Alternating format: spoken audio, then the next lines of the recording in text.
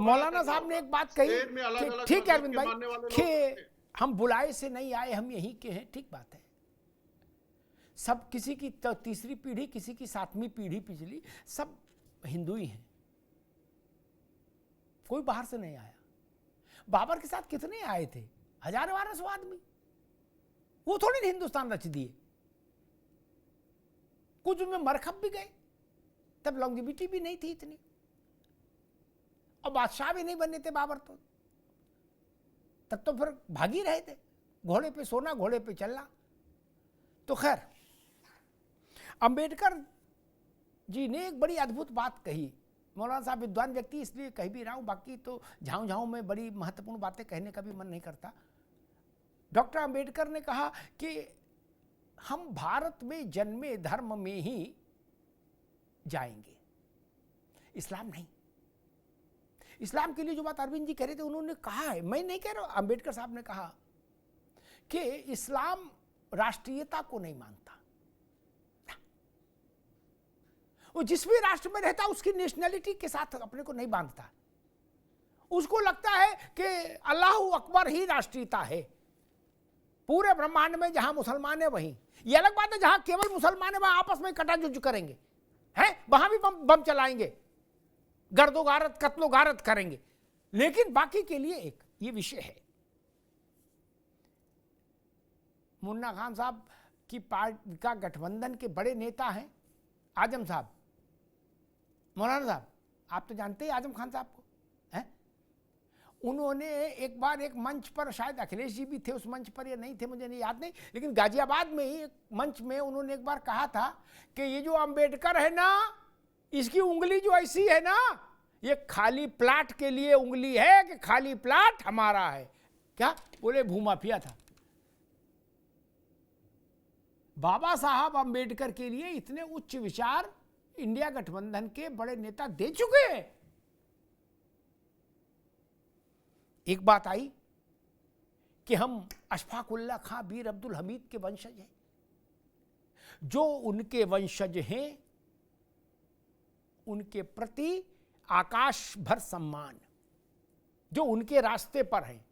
मौलाना साहब मेरे लिए वंशज का मतलब रास्ते पर होना होता है, क्या डीएनए नहीं। लेकिन जो नकाब बांधकर पुलिस को आग में जलाने आए,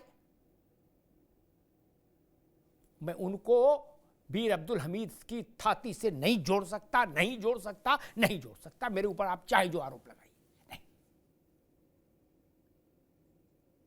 बीर अब्दुल हमीद को भी आप लोग कलंकित करोगे क्या?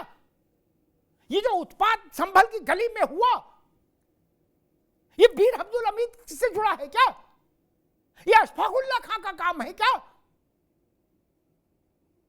इनको सबक मिलना ही चाहिए। दुष्टता स्वीकार नहीं हो सकती, अभद्रता स्वीकार नहीं हो सकती। अदालत के फैसले से नाराजगी है। कहा जा रहा अदालत ने जल्दी फैसला क्यों दे दिया? अरे आपसे पूछ के फैसला दे। सर्वे का मतलब क्या होता है? अंग्रेजी में सर्वे है तो ज्यादा कोई वो परेशानी आ गई। अगर मौका मुआयना, सरल भाषा में उसका अर्थ है मौका मुआयना। इसमें कोई गुनाह हो गया? कोर्ट मसले पर सुनवाई करेगा तो उसको मौका मुआयने की रिपोर्ट चाहिए कि नहीं चाहिए? चाहिए ना। अब जज तो जाएगा नहीं मस्जिद। वो कौन लोग थे जिन्होंने ये अफवाह फैलाई कि मस्जिद में खुदाई हो रही है, चलो तवंचा लेके? कौन लोग थे? वो अब्दुल हमीद के वंशज हैं क्या? नहीं। जिनका हिंसा में विश्वास है, जो समाज में कटुता तनाव फैलाना चाहते हैं, उन लोगों के साथ कोई रियायत नहीं होनी चाहिए। नहीं। वो किसी भी जाति धर्म से हो, इससे कोई फर्क नहीं पड़ता। आप किसी खास मजहब के हैं इसलिए आप सब कुछ कर सकते हैं, ऐसा भाव भी भारत में नहीं होना चाहिए। और मौलाना साहब ने कहा कि जिन्ना की रोड क्यों है? मौलाना साहब लिस्ट बन रही है, टाइम लगता है, इतनी जगह इमारतें और लिस्टें हैं, सब हट जाएंगे, कोई दिक्कत नहीं। जब आपने हामी भर दी तो अब हटाने में क्या बुराई है? जिन्ना क्यों, तुगलक भी चला जाएगा, अकबर भी जाएगा, राणा प्रताप रहेंगे, क्या दिक्कत है? नहीं। और एक बात आई कि जो मुन्ना भाई ने कही, हमारे मित्र हैं, कि 3000 मस्जिदें और कितनी 6000 मस्जिदें। मस्जिद कोई डंडा लेके किसी की नहीं छीन सकता, न मस्जिद न मंदिर। लेकिन कानून के दरवाजे पर भी आप डंडा लेके नहीं बैठ सकते। कोर्ट को धमकाने की कोशिश मत करिए, कोर्ट को आतंकित करने का दुस्साहस मत करिए। जो लोग कह रहे हैं हम तो सुबह आंख खुलते ही संविधान की किताब पकड़ लेते और रात में सोते भी है तो छाती पर रख के सोते हैं, वो लोग कह रहे हैं कोर्ट की हैसियत कैसे हुई फैसला करने की? ये है संविधान का मान। उन्हीं की दलों के बड़े नेता पूछ रहे कोर्ट की हैसियत कैसे हुई। मौलाना साहब, कोर्ट अपनी हैसियत का सर्टिफिकेट नेताओं से लेगा? इंदिरा गांधी को का चुनाव रद्द कर दिया था इसी कोर्ट ने, जज ने। ये तो छोटी सी मस्जिद है। बाबर के साथ जो लोग अपनी लीजेंसी, अपने वंशावली जोड़ना चाहते हैं, अपने तार जोड़ना चाहते हैं, वो लोग भारत के साथ एक रस नहीं हो सकते, ये तय जान लीजिए। बाबर और मीर वाकी का इतिहास सबको पता है, क्या हरिहर मंदिर और क्या अयोध्या में मंदिर। नहीं चलेगा। मौलाना साहब ने एक बात कही, उस पर एक टिप्पणी में करके बात समाप्त कर दूंगा। मौलाना साहब, चूंकि आप विद्वान व्यक्ति हैं इसलिए टिप्पणी कर रहा हूं, अन्यथा मैं जाऊं में नहीं पढ़ता। कोई बाहर से नहीं आया व्यक्ति, ना मौलाना साहब, ना मुन्ना भाई, ना मैं, ना अवधेश जी, ना अरविंद जी, ठीक, सब यहीं जन्मे हैं, यहीं जाएंगे। लेकिन मजहब बाहर से आया है, ये सत्य है, इसको अस्वीकार नहीं कर सकते। मजहब भारत में नहीं जन्मा आपका। भारत में सनातन जन्मा नहीं, वो तो भारत की मूल आत्मा है। शरीर दुबला पतला हो सकता, आत्मा तो एक ही रहती है भैया।